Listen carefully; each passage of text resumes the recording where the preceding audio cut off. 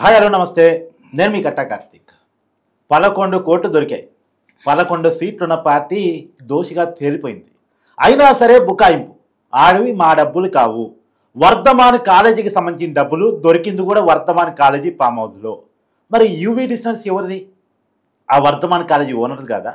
ఆ వర్ధమాన్ కాలేజీకి సంబంధించిన యూవీ డిక్షనరీకి ఆర్డర్ ఇచ్చింది ఎవరు? ప్రభుత్వం నుంచి డబ్బులు కేటాయించింది ఎవరు? 224 కోట్ల రూపాయలు వైసీపీ ప్రభుత్వం అధికారంలో ఉన్నప్పుడు యూవీ డిక్షనరీకి 224 కోట్ల రూపాయలు ఆర్డర్ ఇచ్చిన విషయం వాస్తవం కాదా? యు అంటే ఉపేందర్ రెడ్డి కాదా? వి అంటే విజేందర్ రెడ్డి కాదా? మరి ఇంకా ఈ బుకాయింపు దేనికోసం? ఇంకా అడ్డంగా దొరికిపోయిన తర్వాత కూడా ఒకప్పుడు చంద్రబాబు నాయుడు పుట్టబెట్టి చేతిలో కత్తి పెట్టి బాబాయిని చంపింది చంద్రబాబు అని చెప్తే జనం నమ్మారు కాబట్టి మళ్ళీ అదే జనాన్ని నమ్మించడం కోసం ఇలా కథనాలు అల్లి అబద్ధాలు చెప్పి ప్రయత్నం చేస్తున్నారా అనేటువంటి అనుమానం చాలా మందిలో కలుగుతూ ఉంది. దాని మీద నిజాలు వివరణ తీసుకునేటువంటి ప్రయత్నం చేద్దాం. నాతో ఉన్నారు ప్రముఖ సామాజిక రాజకీయ విశ్లేషకులు అంకమరావు గారు. సార్ నమస్కారం. నమస్తే సార్. నిన్న హైదరాబాద్లో సులోచన ఫామ్ హౌస్ వర్ధమాన్ కాలేజీకి సంబంధించినటువంటి గెస్ట్ హౌస్, ఆ దాంట్లో 11 కోట్ల రూపాయలు ఆంధ్రప్రదేశ్ సారా స్కామ్ని ఎంక్వైరీ చేస్తున్న సిట్ అధికారులు పట్టుకున్నారు. నిజానికి వరుణ్ ప్రభుత్వాన్ని ఏ పార్టీ ఇచ్చినటువంటి స్టేట్మెంట్ ఆధారంగా పట్టుకున్నామని వాళ్ళు చెప్తున్నారు. అయితే వైసీపీ మాత్రం నిన్న పేరునాని ప్రశ్నలు పెట్టాడు. నిన్న సాక్షి డిబేట్ చూడండి, ఇవాళ పేపర్ చూడండి. మనకి వాళ్ళు చెప్పేది క్లియర్గా ఏంటంటే ఇది వైసీపీకి సంబంధించిన డబ్బు కాదు, వర్ధమాన్ కాలేజీకి సంబంధించిన డబ్బుని ఆంధ్రప్రదేశ్ సారా స్కామ్కి లింక్ పెడుతున్నారు అని వాళ్ళు చెప్తా ఉన్నారు. ఎలా చూడాలి ఈ మాటని? ఇప్పుడు పేరునాని మాట్లాడింది నిన్న చూసుకున్నా. ఇప్పుడు మీరు చెప్పినట్లు ఈ వర్ధమాన్ కాలేజీకి సంబంధించి కావచ్చు, లేకపోతే ఎవరైతే విజయేందర్ రెడ్డి గారు ఉన్నారో, తెగల విజయేందర్ రెడ్డి గారు, ఉపేందర్ రెడ్డి గారు ఉన్నారో, విజయేందర్ రెడ్డి గారికి సంబంధించినటువంటి ఒక హాస్పిటల్ సంబంధించి పూర్తికాలం డైరెక్టర్గా ఉన్నాడు. దాంట్లో 2022లో కేసిరెడ్డి రాజశేఖర రెడ్డి భార్య దాంట్లో డైరెక్టర్గా జాయిన్ అయింది. అంటే ఆయన వ్యాపారంలో వీళ్ళు కూడా పాలు పంచుకుంటా ఉన్నారు. ఎవరైతే చాణక్య ఉన్నాడో వీళ్ళకి సంబంధించినటువంటి వ్యక్తి, వాళ్ళతోటి కలిపి ఒక రెస్టారెంట్ కూడా వాళ్ళు నడుపుతూ ఉన్నారు కలిసి. మరి అట్లాగే మీరు అన్నట్లు ఏదైతే యూవీకి సంబంధించినటువంటి డిస్టిలరీకి సంబంధించి వాళ్ళు ఏమి దాంట్లో మద్యం తయారు చేయబోతున్నా కూడా వాళ్ళకి 224 కోట్ల రూపాయలు ఆర్డర్స్ ఇచ్చాడు ఈ కేసిరెడ్డి రాజశేఖర రెడ్డి. అవును. మరి నిజానికి యూవీ డిస్టిలరీ అనేది పేపర్ల మీద మాత్రమే ఉంది, ఒరిజినల్ ఎక్కడ లేదు అది. మరి ఇలాంటి ఇన్ని విషయాలు బయటకు వస్తున్న తర్వాత పేరుని నాని అతనికి ఏం సంబంధం, వీళ్ళకేం సంబంధం? స్వయంగా ఈరోజు అతను సిట్టు దానికి వ్యతిరేకంగా ఆ కోర్టులో ఇచ్చిన దాంట్లో చూడండి, నా భార్యకి విజయేందర్ రెడ్డికి వ్యాపారంలో భాగస్వాములు ఇచ్చాడు కదా స్వయంగా. ఇంకెవరు చెప్పాలి దానికి? అంటే ఇప్పుడు వాళ్ళు ఎక్కడ దొరుకుతున్నారంటే ఎవరు బయట వాళ్ళు ఏమి దాన్ని విడమరి చెప్పాల్సిన అవసరం లేదు. వాళ్ళకయ్యాలి. ఇప్పుడు విజయసాయిరెడ్డి వచ్చేసి నా ఇంట్లో హైదరాబాద్లో, నా ఇంట్లో విజయవాడలో మేము 5గురం కూర్చొని మద్యం గురించి మాట్లాడుకున్నాము అంటేనే అక్కడ మద్యం మంత్రి లేకుండా, లేదంటే అది మామూలుగా క్యాబినెట్ తీర్మానం కాకుండా, శాసనసభలో తీర్మానం కాకుండా వాళ్ళ ఇంట్లో తీర్మానం చేశారంటేనే కుంభకోణం అర్థమైపోతా ఉంది కదా. ఈరోజు ఇన్ని దొరికినాయి, 11 కోట్లు దొరికినాయి. ఇంకో మాట అంటున్నాడు, జగన్మోహన్ రెడ్డి కనుక దీనికి సంబంధం ఉండే ఆ 11 కోట్లు ఇదైతే కేసిరెడ్డి రాజశేఖర రెడ్డి జగన్మోహన్ రెడ్డి మనిషి అయితే విదేశాలకు పంపించేవాడు కదా. అంటే అతను విదేశాల నుంచి వస్తుంటే కదా పట్టుకుంది, విదేశాలకు వెళ్ళబోతుంటేనే కదా పట్టుకుంది రాజు కేసిరెడ్డి. అవును, విదేశాలకు వెళ్ళబోతుంటేనే కదా పట్టుకుంది. మీరు తప్పించాలని ప్రయత్నం చేస్తేనే కదా పట్టుకుంది. ఇప్పుడు అతనికి ఏం సంబంధం అంటే రాజకీయ సలహా, అతను సాంకేతిక సలహాదారుడు. అతనికి ఏం పని? ఈ మద్యం తయారు చేసే దాంట్లో కూర్చొని మాట్లాడుకోవాలని. అతను 100 కోట్ల రూపాయలు అప్పెందుకు తీసుకున్నాడు? ఈ విషయాలు చెప్పగలరా? ఈ విషయాలు మాట్లాడగలరా?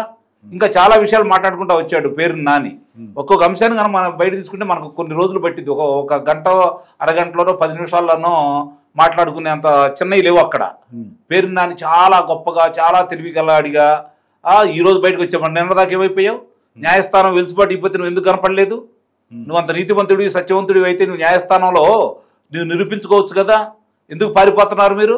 అంతకుముందు పారిపోయారు బియ్యానికి సంబంధించింది, ఇప్పుడు పారిపోతున్నారు. ఎందుకు పారిపోతున్నాడు?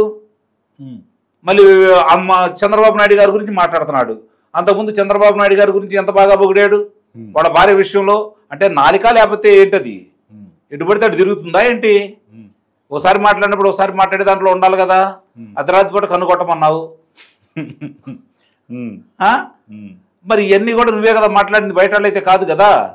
ఇప్పుడు మీ వాళ్ళు మాట్లాడుతున్నారు ఏ సంబంధం లేదు, ఏవి తప్పులు లేవు అంటే న్యాయస్థానం ఏమన్నా వీళ్ళు ఏవి తప్పులు లేకుండా న్యాయస్థానం గుడ్డిగా చంద్రబాబు నాయుడు గారు సిట్టాడు తయారు చేసింది, ఈనాడు లేకపోతే ఆంధ్రజ్యోతి వాళ్ళు తయారు చేసిన దాన్ని తీసుకొచ్చేసి వీళ్ళు పొందుపరుస్తున్నారు, వాళ్ళ చెవిలో చంద్రబాబు నాయుడు ఊతున్నాడు, దాన్నే వీళ్ళు బయట తీసుకొస్తున్నారు, వండి వారుస్తున్నారు, చక్కగా కూరగాయలు కోసి తిరగమాతేసి ఉప్పు కారం వేసి రుచికరంగా ఈ విధంగా వంటల గురించి కూడా చెబుతున్నాడు.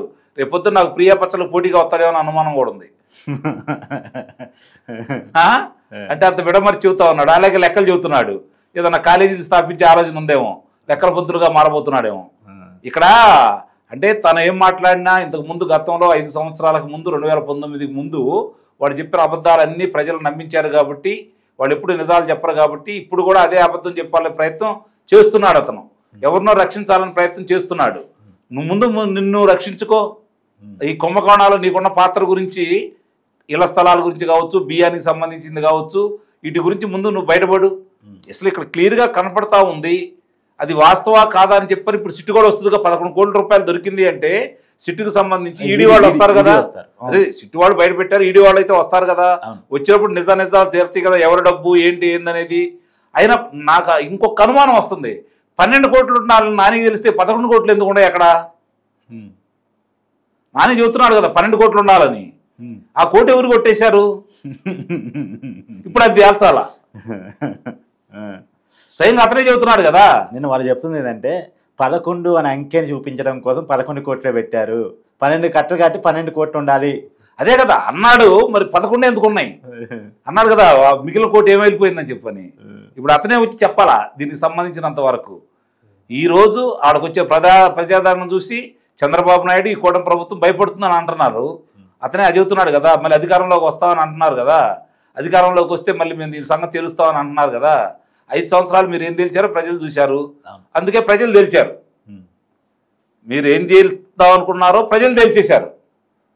ఇప్పుడు ప్రజలకి ఒక స్పష్టమైన అభిప్రాయం ఉంది. వైఎస్ఆర్సీపీ పార్టీ ఏంటంటే, జగన్మోహన్ రెడ్డి అంటే ఏంటి, మద్యం కుంభకోణం అంటే ఏంటి, ఇసుక అంటే ఏంటి, రుషికొండ ప్యాలెస్ ఏంటి, లేకపోతే తాడేపల్లి ప్యాలెస్ ఏంటి, ఇవన్నీ కూడా ప్రజలకు ఒక అవగాహన వచ్చింది కాబట్టి ప్రజలు ఒక తీర్పు ఇచ్చారు.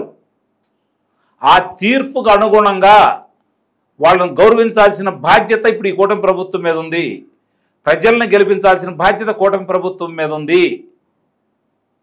ప్రజలు ఒక స్పష్టమైన తీర్పు ఇచ్చారు, వాళ్ళకి ఎలాంటి ఇబ్బంది లేదు. మళ్ళీ ఆ పార్టీ కూటమి ఇప్పుడు ప్రజలను గెలిపించాలి.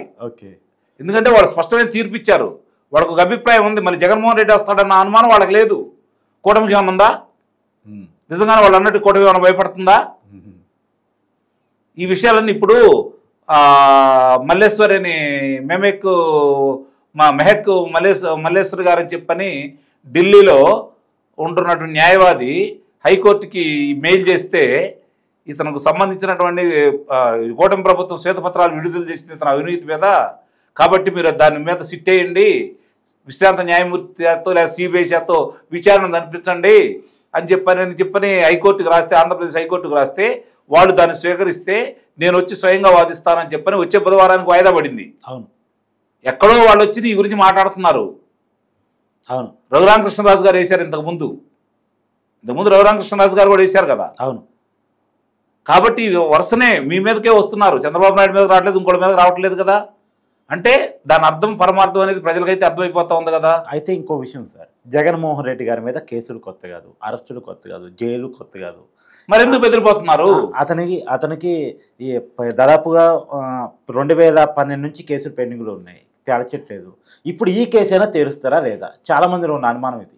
ఈ కేసు తేలిపోయింది అంటే ప్రజల్లో తేలిపోవడం కాదు, పరంగా న్యాయపరంగా తేలడం, విచారణలో కూడా తేలిపోయింది. న్యాయస్థానం తీర్పు ఇవ్వడం ఒకటే మిగిలింది. మీరు గమనించండి, ఇంత వేగవంతంగా ఇంతమందిని 12 మందిని అదుపులో తీసుకొని అందుట్లో ఇప్పుడు ఉన్నటువంటి ఒక లోక్సభ సభ్యుడు, పైపెచ్చు స్పీకర్ ప్యానెల్లో పనిచేసినటువంటి వ్యక్తి, అలాంటి వ్యక్తిని అదుపులో తీసుకున్న తర్వాత వాళ్ళు న్యాయస్థానానికి వెళ్ళేసి, లేదంటే వాళ్ళు లోక్సభకు చెప్పేసి స్పీకర్ గారికి చెప్పేసి ఇలా మీ సభ్యుడిని ఇలా తీసుకున్నారని చెప్పుకోలేని పరిస్థితుల్లో ఉన్నారు అంటేనే వాళ్ళ మెతకపోయి అర్థమైపోతా ఉంది కదా. మిగిలిన వాళ్ళైతే ఊరుకుంటారు. రఘురామకృష్ణరాజు గారు అదుపులో తీసుకుని ఏం చేశాడు? ఏం చేశాడు రఘురామకృష్ణరాజు గారు? లోక్సభ తలుపులు తట్టాడు కదా, లోక్సభ స్పీకర్ గారికి చెప్పారు కదా. ఆయన సభ్యుడు కాబట్టి ఆయన రైట్ అది. మరి నువ్వు సభ్యుడివే కదా. అవును. మరి మీరు ఎందుకు చేయలేదు? మీరు ఎందుకు ఆ విధంగా ధైర్యం చేయలేకపోతున్నారు? అంటే వైసీపీ కూడా అర్థమైంది తమ చేసిన తప్పులు ఏంటని కదా. ఇది స్పష్టంగా అర్థమైపోయింది కదా. లోక్సభ అధినేత ఆయనకి చూస్తా కూర్చోరుగా. అవును. ఆ సభ్యుడికి ఏదన్నా జరుగుతూ ఉంటే ఇక్కడే అర్థమైపోతుంది కదా వాళ్ళ డొల్లతనం, వాళ్ళ బేలతనం, వాళ్ళ దొంగతనం అన్నీ తెలిసిపోతానే ఉన్నాయి కదా. ఇంకెక్కడ సార్, ఇంకా కేసు చాలా ఉంది కదా. జగన్మోహన్ రెడ్డి గారి నిందితుల లిస్టులో చాలలేదు, జగన్మోహన్ రెడ్డి గారి నోటీసులు పోలేదు, ఆయన విచారణ జరగలేదు, ఆయన అరెస్టు జరగలేదు. ఇప్పుడు కూటమి ప్రభుత్వం కూడా చాలా తెలివిగా అడుగులేస్తుంది. ఫైనల్ ఛార్జ్ షీట్ వేయలేదు. కూటమి ప్రభుత్వం కూడా చాలా తెలివిగా అడుగులేస్తా ఉంది. ఈడీ ద్వారా అదుపులో తీసుకోవాలని ప్రయత్నం చేస్తుంది. వాళ్ళు అదుపులో తీసుకోవాలనుకుంటే ఎప్పుడో తీసుకునేవాళ్ళు. ఓకే. మట్టి తన చేతికి అంటకుండా చూస్తుంది కూటమి ప్రభుత్వం. థ్యాంక్స్.